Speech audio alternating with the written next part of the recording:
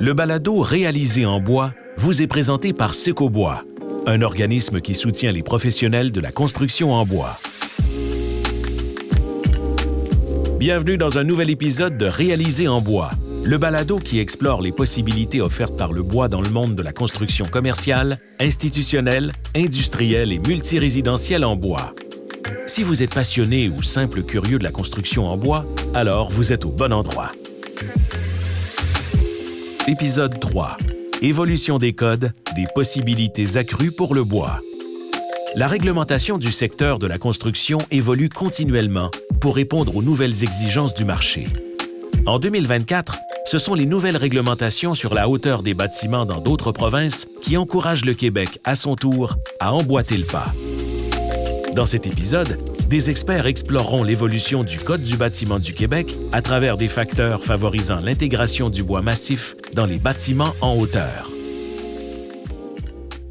Veuillez noter que le présent épisode a été enregistré en février 2025, en marge du Forum sur la construction bas carbone et biosourcée. Depuis, d'importants changements sont survenus.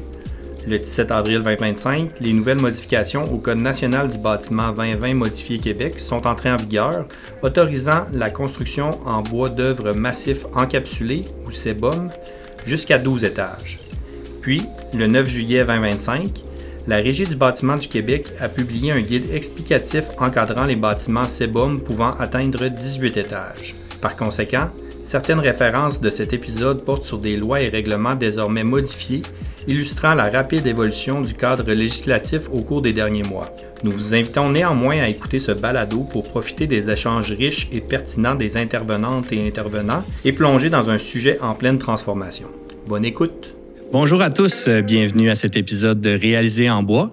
Mon nom est Simon Thibault-Bellavance, je suis conseiller technique chez Secobois.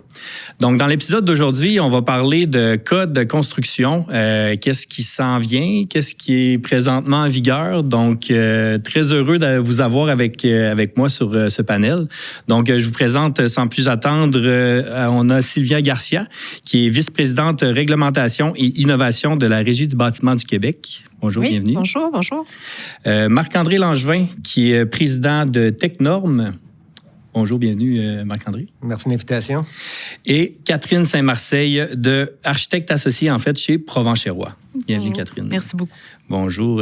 En fait, très, très content parce que je pense qu'on peut pas... C'est un inévitable, en fait, quand on parle de structure en bois. Le code vient souvent, peut-être à tort ou à raison, venir limiter les possibilités, en fait.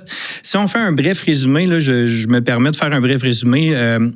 Quand on parle de bâtiments combustibles en bois, quand on parle de bâtiments de bureaux, du multirésidentiel, du C ou du D, présentement, dans le code, là, on est à 6 étages, mais il existe un guide de la RBQ, en fait, qui est comme une solution de rechange préapprouvée qui nous permet de monter en bois massif encapsulé, de monter jusqu'à 12 étages en bois massif. Puis là, on verra un peu plus tard dans le podcast qu'on pourra aller au-delà bientôt.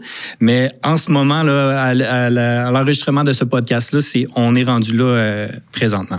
Si on y va un peu plus, les écoles, je pense que c'est un sujet qui intéresse les gens qui nous écoutent. Donc, les écoles, en ce moment, c'est 2 étages, 2400 mètres carrés. Puis si on termine avec les établissements de soins, je pense qu'on en a entendu beaucoup parler là, dans les dernières années. L'établissement de soins, c'est un peu plus difficile, là, surtout le B1, B2 de rentrer du bois. B3, il y a certaines possibilités, là, mais ça reste quand même assez restreint. Fait que, tu sais, on se cachera pas, 80-95% des bâtiments qui sont déjà construits au Québec rentrent dans ces critères-là, donc ils n'ont pas nécessairement besoin d'aller plus loin. Mais quand même, il y a une demande au niveau des professionnels là, de pousser encore la machine, pousser encore le code. Là. Catherine, je ne sais pas si tu peux nous en parler, là, des motivations qui nous poussent à aller un peu plus loin avec ça. Ben oui, c'est sûr. En fait, les architectes, je pense qu'on est très sensibles à toutes les qualités esthétiques et de confort et développement durable du bois. Puis c'est vraiment un de nos objectifs en ce moment là, de faire en sorte qu'on l'utilise de plus en plus dans la construction des bâtiments. Moi, je travaille principalement en résidentiel.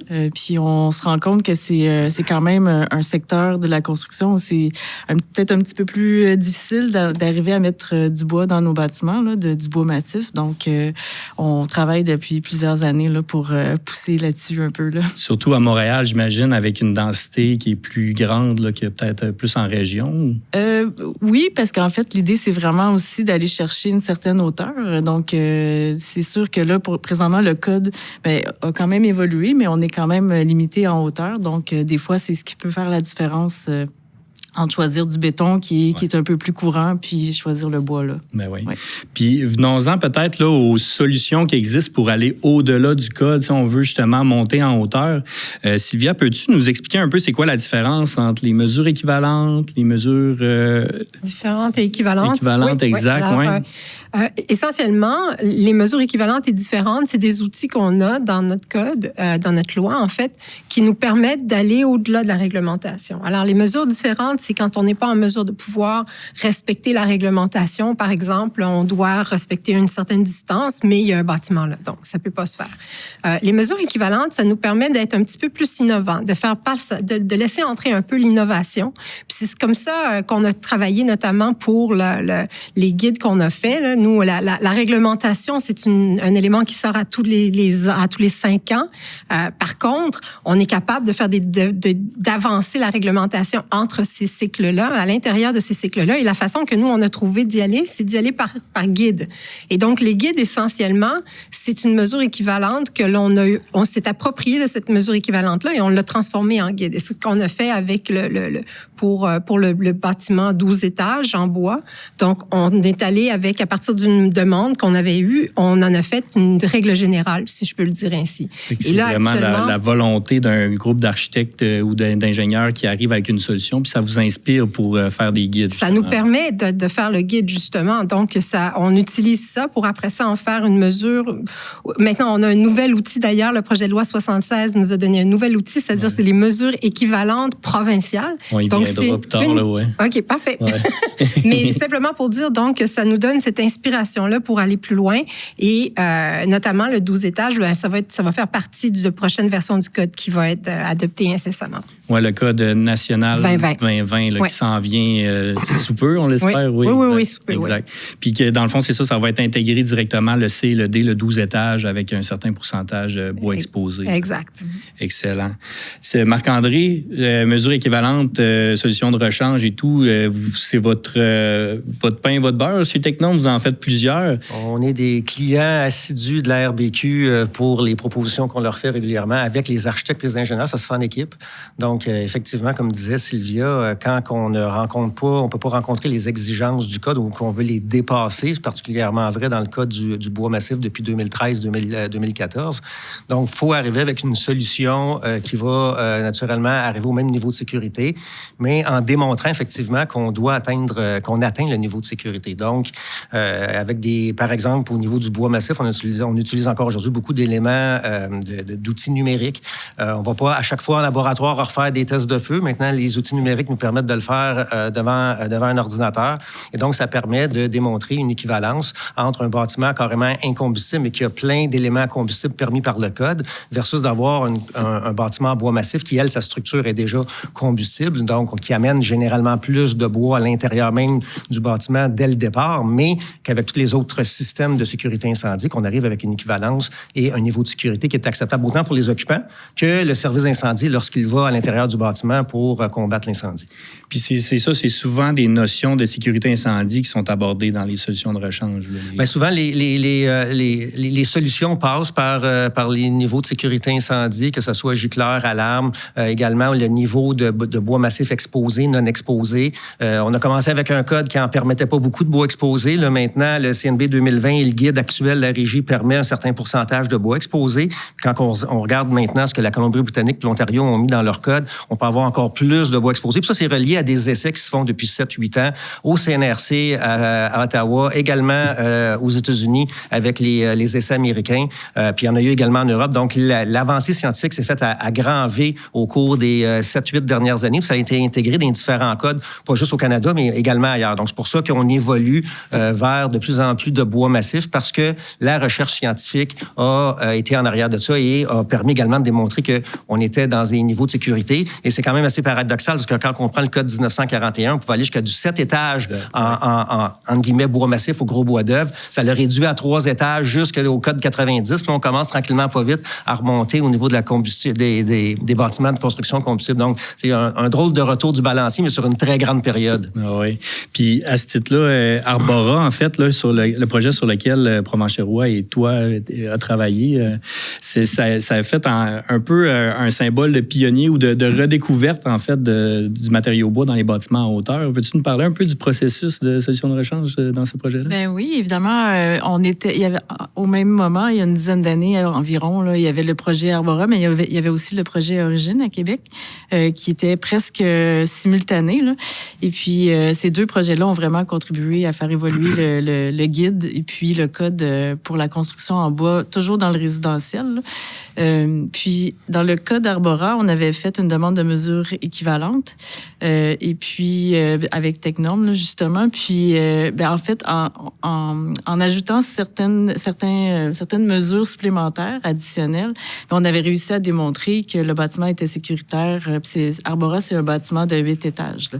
Donc, au-delà de ça, maintenant, on est rendu à 12 étages. Puis le guide, comme tel, était pour 12 étages aussi. Mais dans notre cas, on était à 8. Puis, je peux peut-être donner des petits exemples de mesures qui ont été ajoutées. En fait, il y avait la question, évidemment, le bâtiment devait être giclé. Puis, il y avait des mesures supplémentaires pour les escaliers d'issue, donc aucun bois apparent dans les escaliers d'issue, des gicleurs dans les cages d'escalier également. Puis, entre autres, il y avait eu toute une série de calculs là, pour démontrer que le bois exposé n'était pas supérieur à ce qui était permis au code pour du revêtement là, de 1 pouce d'épais. Là. Donc, la quantité totale de bois exposé, même si on avait des poutres et des colonnes, c'était pas, ça rentrait dans les critères du code. Donc, c'est un peu ce qu'on avait fait dans le cas d'Arbora. Ben oui, puis suite à ça, le guide de la RBQ dont tu parlais, c'est inspiré beaucoup du travail qui a été fait dans le cadre d'Arbora. Il y a eu une première mouture qui a été faite, c'était 100% de bois encapsulé, puis suite des marches qui ont été faites, il y a eu un certain pourcentage qui était... Oui, il y a eu la première version qui était Arbora et Origine, là, comme tu le disais. Ça a été...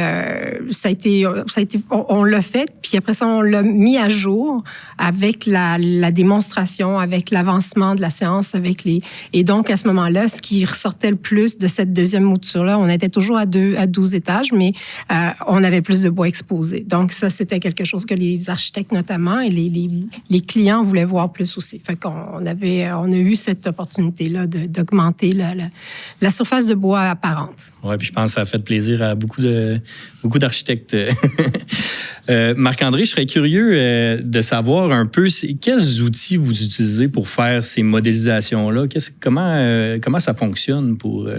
En fait, ça provient d'outils qu'ils utilisaient dans le domaine d'aérospatial. Donc, c'est des logiciels de mécanique de fluide avancée qui incorporent des algorithmes, des équations, de la dynamique du feu et au niveau de la carbonisation, de la production de fumée. Et donc, tout simplement, les différents volumes des compartiments sont divisés dans des très, très petits cubes pour l'ordinateur. Puis, on peut avoir 100 000, 200 000, 1 million, 3 millions de petits cubes et qu'on fait, entre guillemets, brûler un sofa, on fait brûler des patates frites, puis on regarde comment, après ça, que le feu se propage autant au combustible qu'à la structure et voir, comment le feu va se propager dans le bâtiment que les architectes et les professionnels veulent mettre en place.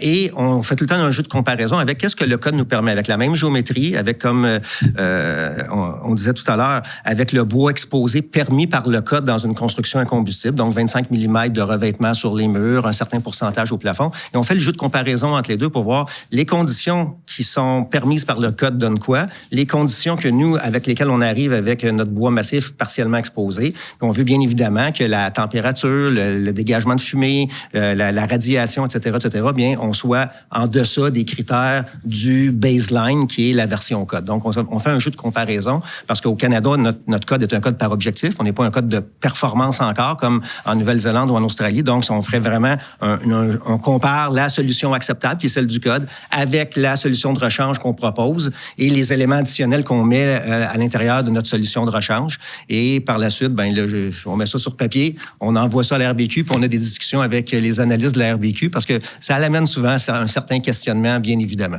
Mais oui, cette collaboration-là avec la RBQ est importante. Là, puis je pense plus tôt on est capable d'avoir ces discussions-là, le mieux c'est. Là. Oui, c'est sûr. Surtout pour des projets qui vont être des projets phares, qui sont un peu hors de l'ordinaire, là, on le dit toujours aux gens, venez nous voir à l'avance, puis on va travailler ensemble. On peut pas faire votre travail à votre place, mais on est là pour vous accompagner. Ouais. Au niveau des outils aussi, là, je me permets de mentionner là, que FP Innovation, entre autres, travaille sur des fiches techniques là, avec nous, Secobois, là, qui sont publiées en ligne. Il y en a 4 qui sont déjà en ligne. Il y en a d'autres qui s'en viennent aussi. Il y a les guides de la RBQ. Donc, on essaie de mettre un écosystème un peu pour faciliter le travail des professionnels là, pour réussir à faire plus facilement des solutions de rechange comme ça. Sylvia, il y a beaucoup de mouvements. Là, on entend là, des comités qui sont pan-nationales là, avec les autres provinces là, sur l'harmonisation des codes.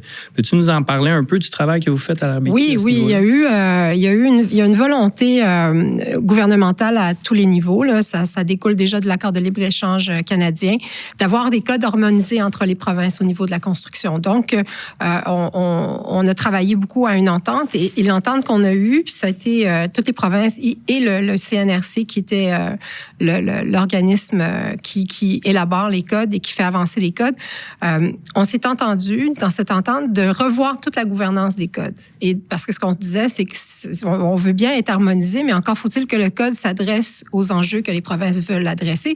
Le bois en était un exemple. Nous, au Québec, on voulait développer ce créneau-là, la Colombie-Britannique également, puis il n'y avait pas de place au CNRC, là, il n'y avait pas nécessairement l'ouverture, pas du CNRC en tant que tel, mais du comité, de la commission des codes qui existait, qui était celle qui donnait les orientations pour le développement des codes. Donc, ce qu'on a demandé, c'est que les provinces et territoires soient celles qui donnent les orientations pour le développement des codes et que les travaux du CNRC soient en fonction de ces objectifs-là ou de ces priorités-là données par les provinces et territoires. Donc, à ce moment-là, l'adoption est beaucoup plus facile.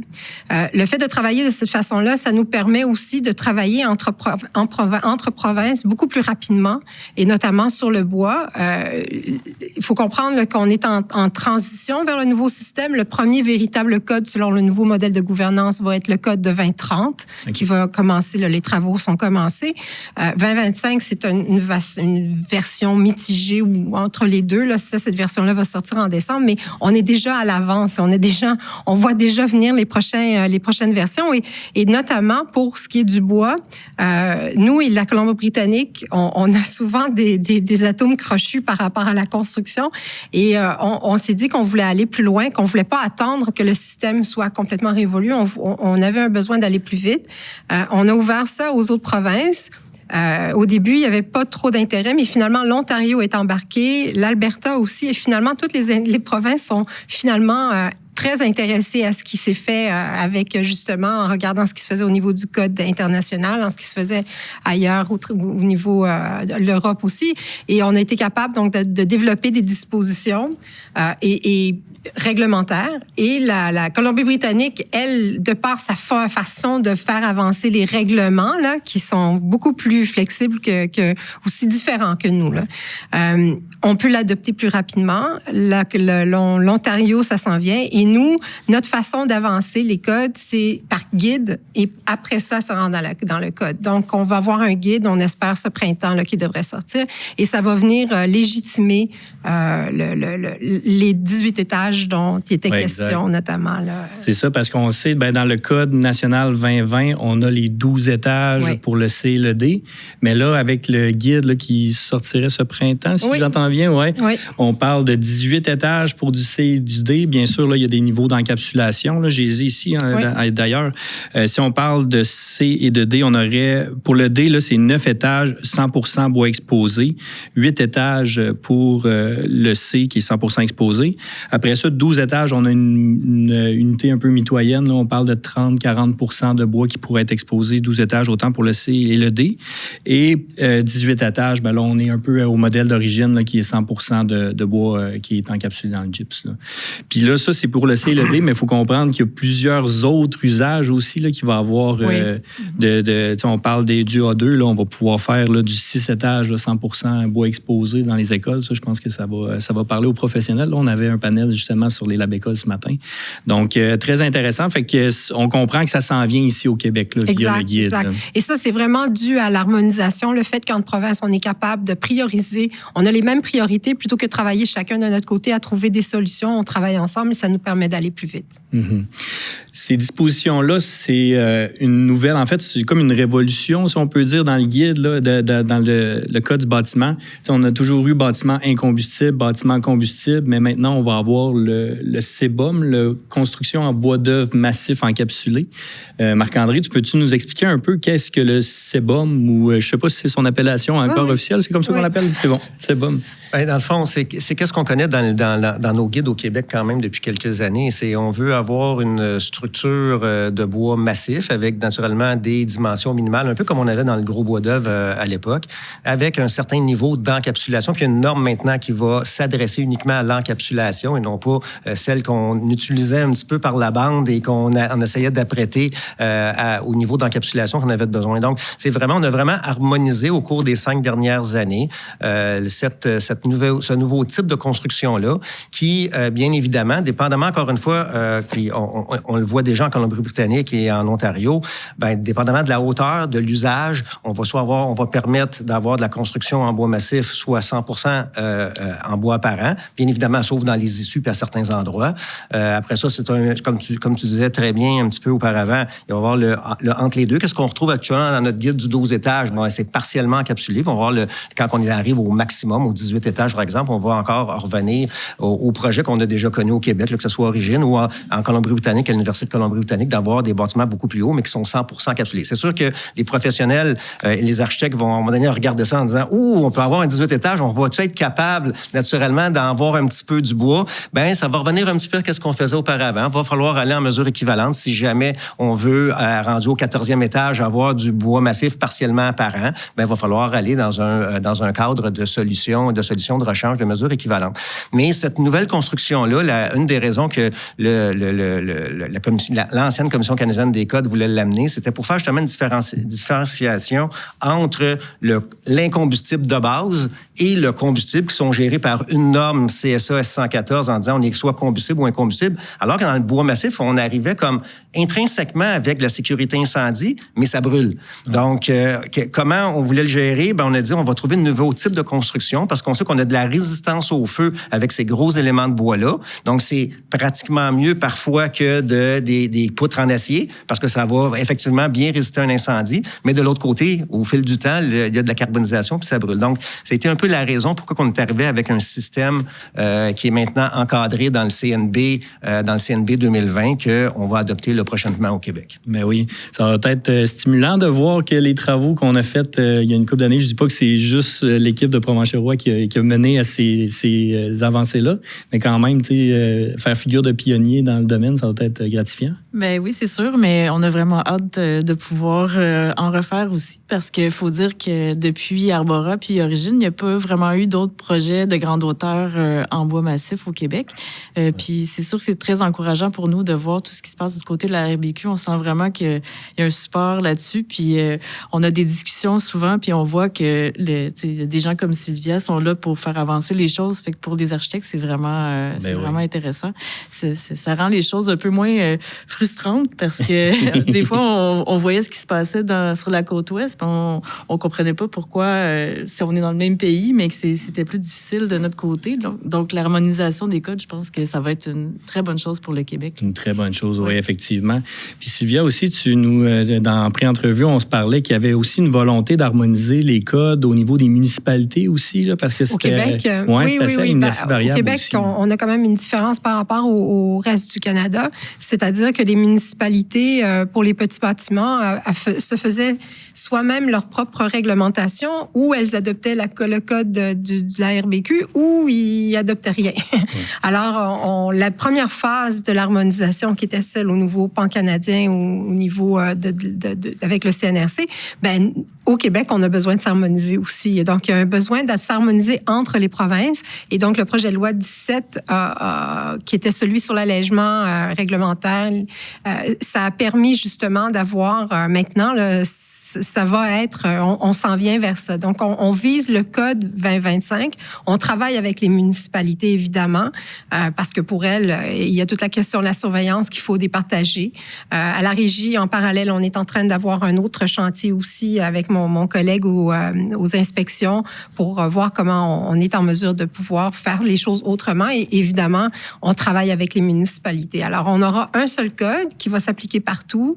Les municipalités vont quand même avoir la possibilité d'être plus sévères et on est en train de travailler avec elles là-dessus. Là. Ça, c'est une bonne nouvelle, je pense, parce qu'il y avait de la disparité à travers les codes. Puis peut-être que tu le vivais en travaillant à la grandeur du Québec. Là. Des fois, les codes différents s'appliquaient. Là. On aime tellement ça quand le bâtiment il est sous la juridiction de la RBQ parce qu'on ne se pose pas la question. Les professionnels ne se posent pas la question. C'est le CNB 2015 modifié Québec, puis on l'applique, puis tout va bien.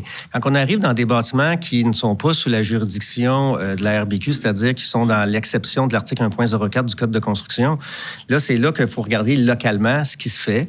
Au niveau de la CNSST, ils sont également sur un vieux code qui est le CNB 85, qui est un petit peu également vieux, historiquement très vieux. Et des fois, il y a des villes, comme disait Sylvia, bien, il y en a qui sont très proactifs, qui adoptaient des codes rapidement, puis il y en a d'autres qui ont décidé de laisser tomber les codes pour différentes raisons, et ou d'autres, un peu comme la CNSST, sont sur le CNB 90, 95. Donc, ça fait une disparité de projet en projet et que ça rend les professionnels très nerveux parce que concevoir théoriquement un bâtiment avec un code comme le CNB 85, il n'y a pas un professionnel qui est très à l'aise de faire ça. Mais de point de vue réglementaire, le minimum, en tout cas le baseline qui était dans certains règlements encore actifs aujourd'hui, c'était le CNB 85. Mais dans certains cas, c'est encore pire, c'est qu'on arrive dans un no man's land juridique. On n'est ni sur le code de la RBJ, on n'est ni sur le code de la CNSST et la ville décide, elle, qu'il n'y a pas de règlement. Donc là, ça devient un petit peu, comme on dit, le no man's land. Théoriquement, ben, quelqu'un voudrait appliquer le code de la Nouvelle-Zélande. Il n'y a pas un règlement qui peut l'empêcher. Il n'y a personne qui fait ça, bien évidemment. Le monde va y aller sur la plus récente règle de l'art. Mais l'harmonisation va faire en sorte qu'on va être au moins au même niveau que l'Ontario, que la Colombie-Britannique. Puis le monde ne se posera plus la question. Puis les entrepreneurs ne se poseront plus la question. On va avoir un code, le CNB, mettons 2020, puis ça va être lui qui va être appliqué, ou le CNB 2025, puis tout le monde va être sur le même code, peu importe où qu'on travaille au Québec. Puis ça, je pense, ça va sécuriser l'industrie au grand complet. Oui, exact. Ça va diminuer les risques pour les professionnels et rassurer l'incertitude. On a parlé de bâtiments en hauteur. Chez Secobois, on a beaucoup de requêtes techniques sur les toitures vertes. J'aimerais ça qu'on en parle. Est-ce qu'il y a des développements? Parce qu'on le sait, là, depuis, je pense, en 2015, il y a un guide de la RBQ qui a été publié sur les toitures vertes. Puis le premier article, doit être sur un bâtiment incombustible. Oui. Est-ce qu'il y a des avancées à ce niveau-là? Il y a des avancées aussi. On a d'ailleurs tout récemment mis sur pied un comité là, pour revoir notre guide. Notre guide, évidemment, comme tu le disais, date de 2015. Donc, on voulait le revoir. Comme il y a des demandes, justement, de regarder sur d'autres types de bâtiments. Il y a des avancées à ce niveau-là aussi. Alors, on est en train d'un comité là, qui va siéger là-dessus, puis on espère dans les prochains mois, là, je ne veux pas m'avancer, c'est beaucoup moins près là, que le 18 étages, là, mais on espère là, arriver dans la prochaine année ou au début de la prochaine, de 2026 avec quelque chose.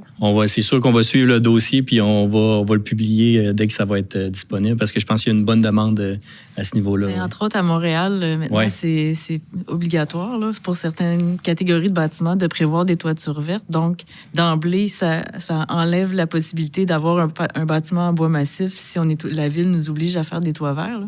Donc, c'est une des raisons pour lesquelles on aimerait que ça évolue aussi. Ben oui.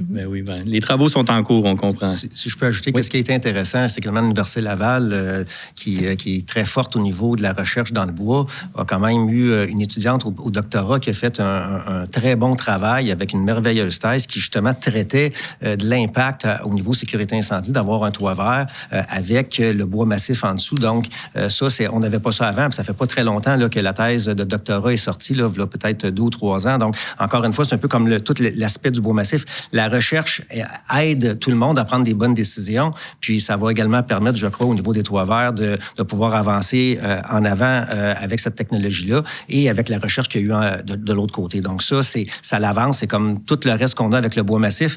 Ça fait pas longtemps, là, on parle que les premiers projets de 2013, 2014, 2015, c'est à peine 9-10 ans. Là, donc, ça avance quand même très vite dans les circonstances. Oh oui, c'est intéressant à suivre. J'aurais une petite question pour toi, Catherine. Je sais que vous avez des projets peut-être de bâtiments en hauteur qui s'en viennent sur les cartons. Peux-tu nous en parler un peu de ce projet-là? Ou... Oui, je peux en parler un peu. Mais comme je disais, nous, on pousse beaucoup depuis quelques années pour faire des projets en grande hauteur résidentielle en bois. Puis là, dernièrement, on a commencé à travailler sur un projet potentiel que je peux pas nommer, mais qui serait une tour d'habitation d'une 15aine d'étages en bois massif. Puis justement, on a eu déjà des discussions avec la RBQ pour disons, tâter le pouls, voir si y aurait une certaine ouverture pour une demande de mesures équivalentes. Puis jusqu'à maintenant, ça se passe assez bien, là, donc c'est encourageant. Il y a une bonne écoute à la RBQ, puis une bonne collaboration. Là. Oui, puis évidemment, nous, on a préparé quand même un petit dossier pour, en se basant beaucoup sur ce qui est accepté maintenant en Colombie-Britannique, pour déterminer ce serait quoi les niveaux de sécurité à atteindre, puis les mesures à prendre dans le bâtiment supplémentaire pour être en mesure d'obtenir cette mesure différente, équivalente. Là. Équivalente, oui. C'est une bonne nouvelle, là, parce que c'est ça, on voit, tu sais, Toronto, là, on sent qu'il y a quand même beaucoup de nouvelles pousses en bois massif. Montréal, mais je suis content d'entendre qu'il y a des projets qui sont sur la table à dessin. Là. Puis j'imagine que vous envoyez aussi beaucoup à la RBQ, là.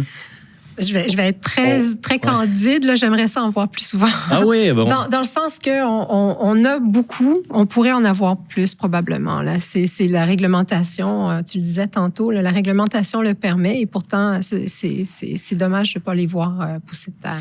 Bien, le message est lancé à ceux qui nous écoutent présentement. Je pense qu'il y a de la place, il y a une bonne écoute à la RBQ pour ce type de projet-là. Puis Marc-André, évidemment, ces changements-là au code qui s'en viennent, j'imagine que ça va aider les professionnels justement à aller encore plus loin puis à repousser les limites. Bien, surtout que ça va permettre une certaine, je dirais, en amont du projet, de savoir dans quelle direction aller avec déjà les nouveaux, je dirais, carrés de sable. Parce qu'on avait un carré de sable, il y a 10 ans, qui était très petit. Il a grossi un petit peu au cours des années. Puis là, il va être encore plus grand. Donc, c'est sûr que connaissant surtout les architectes qui ont beaucoup d'idées, sont très créatifs, contrairement à des ingénieurs qu'on est un petit peu plus plates.